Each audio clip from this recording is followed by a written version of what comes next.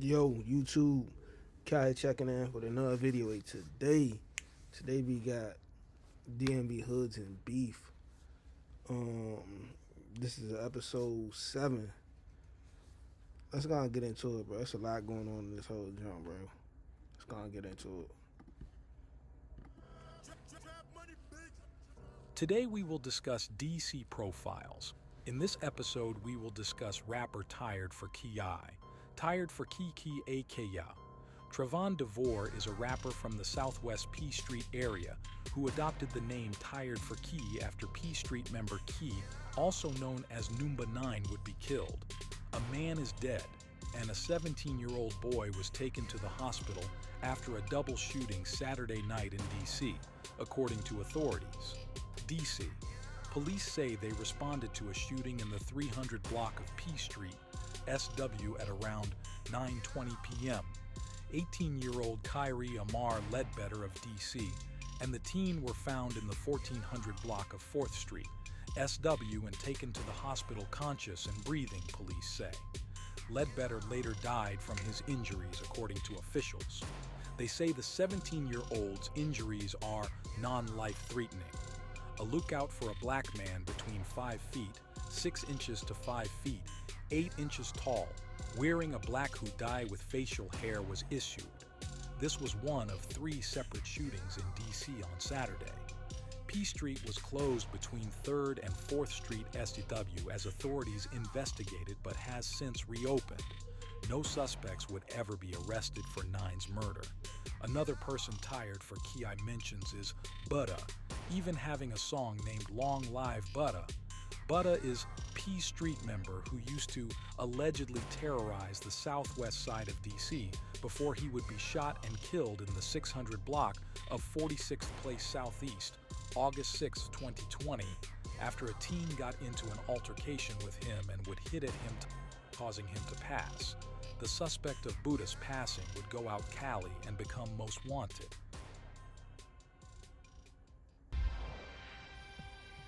That's crazy, Mo. That's crazy. That's why you don't be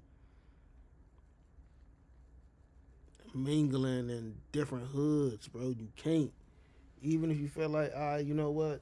These my men, or it could be even like your family, like it could be real life, like your actual family. I ain't saying family, like it could be actual real family. Bruh, everybody not safe where you think they is, man. And I ain't even gonna say it don't be no backdoor shit. It just be like, hey, everybody can't just post up, and it's just like, damn, that shit crazy, fool. That's how that shit be, like. On the run, a teenager accused of killing a man and evading capture for nearly a nothing, year. though. I bet it's Tonight, for nothing. Maryland's All this shit most for wanted. nothing. Dan Lamparello explains where he may be hiding out and why investigators fear he may pull the trigger again if he's not found soon. Just 18 years old and accused of murder. And the U.S. Marshals Service says Dreon Young already has a criminal past. And it's their worry that if he's done it before, it's only a matter of time before he does it again. It was a hot summer day in August of last year in the heart of Washington, D.C. Children, families, cooling off with an ice cream when a callous crime struck a chord. In broad daylight, in front of a lot of people. 4 shots, and it was over. A community scarred as a man just about to eat from the truck now lies dead in the street, and an alleged killer was on the run. The hardest part is trying to put the pieces of the puzzle together. Tony Gauze with the U.S. Marshals Service says they believe the man who pulled the trigger is Dreon Young, a targeted act of violence they're still trying to figure out the motivation behind. They had a conversation for quite some time, and the conversation turned hostile, and it was a little physical altercation between the two. After Young allegedly fired the fatal shots, he took off and has been hiding out ever since. The firearm is still out there, he's still out there, and that's a bad combination. Young was a juvenile at the time. The marshals say he not only has ties to the DC Metro, but also to Baltimore and Howard counties. But the now 18-year-old could have also fled the state, possibly to New York City, where he has family. Somebody, friends, family, someone helped him get possibly to New York if he's still not in this area. But even just to get around, somebody's helping him. But no matter where he's hiding, the marshals say he still stands out, thanks to this distinctive scar on his right jawline. Unless he grows a beard, it's hard to hide. Some things you can hide, some change, but some things you can't. And the same. I didn't mean to laugh, but that was this nigga said unless he grows a beard. I guess he like, you know, he's 18 at this time. I don't know how old he is now, but I guess like this time he naked as shit. So I guess they like shit. If this nigga naked now, he gonna be naked by the time he 18. By the time he, you know, some niggas don't never grow facial hair, bro. So Same goes for Young's actions, which the marshals say that nigga better put on one of them motherfucking one of them fake ass junks. leave the communities he may be in more vulnerable. Every day he remains on the streets. If he's not found soon, do you fear he'll pull the trigger again? It's a possibility. It's a possibility. It's all about public safety. If it happened once, there's nothing to say that it may or may not happen again. But to make sure that that's not the case, we want to see him behind bars. Take a good look again. Dreon Young is 18 years old. He's seen here with short hair, but investigators say he may have grown that out. Again, though, his most distinctive feature is this scar right there, right below his lip on his right jawline. Now, while Young may have fled to the Man, is this the news? Is this the news or is this like the police? Like this infomercial right here, is this from the news or is the police? Cause if the news talking spicy like this, like, yeah, he got that scar right, like what? I ain't never heard a news nigga talk like this.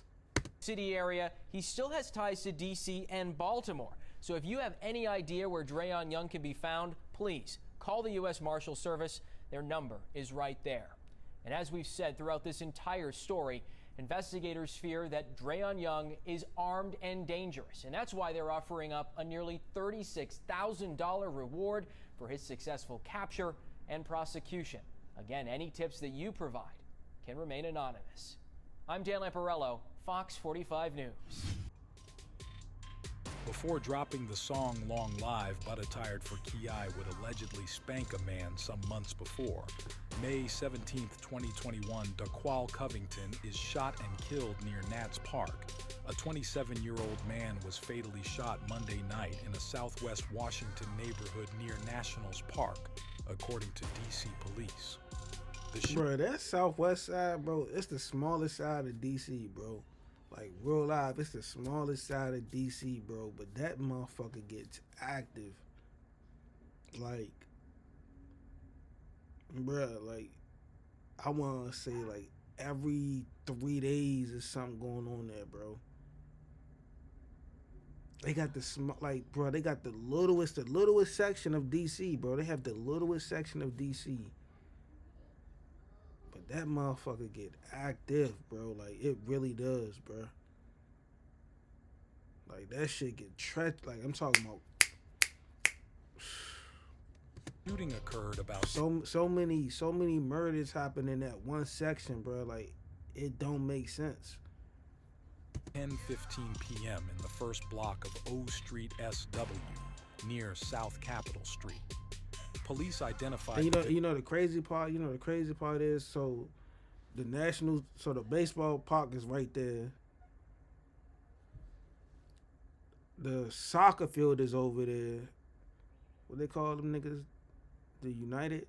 I think they call it the United. The soccer field is over there. Mo. I'm like, and then you know it's like rich over there also. Like you got like condominiums and shit over there, like a lot of expensive shit over there, like I don't know, bro. And it's right by the water, like it's literally on the water, like it's right there by the water, like. Victim as Daqual Covington of Northeast Washington. Authorities said he was pronounced dead at the scene. No other details were made public. Tuesday, the shooting occurred across from an entrance to the ballpark. The team was not playing at home at the time. Now we will go over the paperwork. On Monday, May 17, 2021, at approximately 22:17 hours, members of the Metropolitan Police Department's MPD 1st District received a radio run to respond to 65 O Street Southwest to investigate the sounds of gunshots in that area. Additionally, the ShotSpotter detection system alerted to the sounds of 1111 gunshots at 44 O Street Southwest. Upon arrival to the scene by MPD officers, the decedent, later identified by his identification card as Daqual Covington, date of birth of December 15, 1993, was located on the ground between the sidewalk and the street, bleeding from the head in front of 65 O Street Southwest. Arriving officers found the decedent unconscious and not breathing. District of Columbia's Fire and Emergency Medical Services, DCFEMs, Medic 3 and Engine 7 responded to the scene. After all life-saving efforts were unsuccessful, the decedent was pronounced dead at 22:35 hours by the medics under the authority of Dr. Holman of FEMS. The decedent remained on the scene during the initial examination of the scene by members of the Department of Forensic Sciences, DFS. Members of MPD's Homicide Branch responded to the scene and initiated an investigation of this offense, which included an examination of evidence at the scene, interviews with witnesses, and review of surveillance video. Members of the Department of Forensic Sciences responded to the scene for the processing and seizing of evidence. A canvass for evidence in the immediate area of the shooting resulted in locating 11 .45 caliber expended cartridge casings at the northeast corner of 1st and O Street Southwest. Members of the Office of the Chief Medical Examiner, OCME, responded to the scene and conducted an initial examination of the decedent's remains prior to being transported to the OCME for an autopsy. The initial examination revealed that the decedent suffered a single gunshot wound to the upper right side of his back. The following day, May 18, 2021, an autopsy was conducted by Dr. Breland of the decedent's remains and determined that the decedent was shot once in the back and the bullet struck his spinal cord. The cause of death was a gunshot wound to the back, and the manner of death was ruled a homicide. While on the scene, members of MPD's Homicide Branch were advised that access to view housing authority cameras in the immediate area was available. Detectives responded to the Housing Authority headquarters and reviewed video which showed that at approximately 22:17 hours, 4 subjects are captured traveling westbound in the unit block of O Street, southwest on the sidewalk across the street, south sidewalk, from where the decedent was standing, north sidewalk. 3 of the subjects are walking and 1 is riding a bicycle. When they approach the northeast corner of 1 and O Street Southwest, where the expended cartridge casings are later found, they turn right, northbound, onto $1 Street Southwest. 3 of the 4 subjects continue traveling northbound on Is Street, but as they get a few feet away, one of the subjects, here in after suspect 1, turns back towards the comer and reaches inside of or beside a black in color satchel he is carrying along the right side of his body and brandishes a silver handgun with his right hand.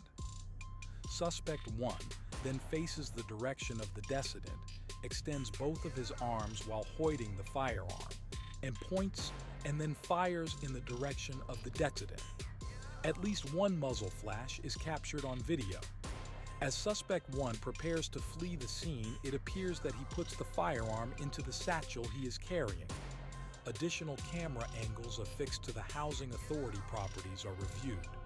A camera affixed to the front of 1360 Is Street Southwest captures the Coast Yard and shows suspect 1 and 2 of the subjects that were also traveling on foot walk across the courtyard in the direction of the adjacent alley alongside the row houses in the 1300 block of $1 Street Southwest. At this alley, At approximately 22:18 hours, an additional camera captures suspect 1 and subjects 2 and 3 walk to the rear of 1330 Street Southwest, target location. As they approach the rear of the residence, an adult male, later identified as Witness 2, and a juvenile, later identified as Witness 5, open the door. Subjects 2 and 3 then enter the residence through the rear, and suspect 1, who is following, also enters the residence. The subjects close the door immediately after entering.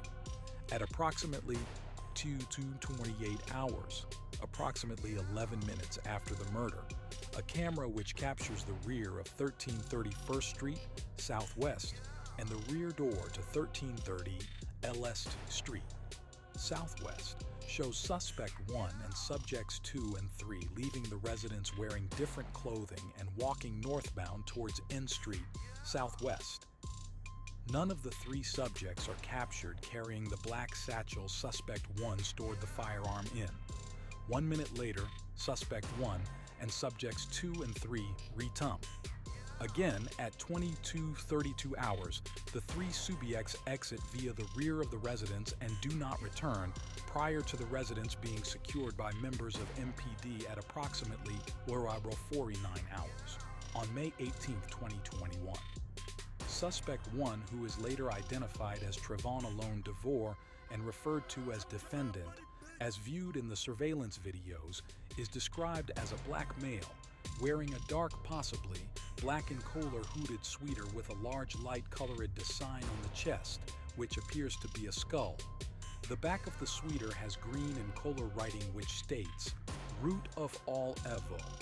Suspect 1 is also carrying a dark-colored satchel and wearing black in-color pants with a light-colored belt and black shoes with a silver or gray tab on the top near where the shoelaces and front of the shoe meet. A lanyard or keychain is seen dangling on the left side of his pants near the waist. Subject 2, who was previously riding the bicycle as viewed in the surveillance videos, is described as a black male wearing a black hooded sweater with a multicolored design on the hood and illegible words or design along the left cisive, a light-colored tab or writing near the area of the right wrist, black pants and black with gold Jordan 12 shoes. Subject 3, as viewed in the surveillance videos, is described as a black male, wearing a face mask which covers his head and bottom portion of his face, a black hooded sweater with a design on the front which covers the chest, black pants with white or light-colored drawstrings, and black shoes with white soles. In the early morning of Tuesday, May 18, 2021, and while the premises, 1331 Street, Southwest, Washington, D.C., was still secured by a member of MPD, an emergency search warrant was applied for by your affiant and issued by District of Columbia Superior Court Judge Edelman for the entire residence of 1331 Street, Southwest, Washington, D.C. Prior to the execution of the search warrant, and while members of MPD were securing the location, a male subject later identified as the defendant ran inside the residence. The search warrant was executed and the persons present in the home were the defendant, his mother hereinafter identified as Witness 1, his 2 juvenile sisters hereinafter identified as Witness 3 and Witness 4, and his juvenile brother hereinafter identified as Witness S. Witness 2 was also in the premises.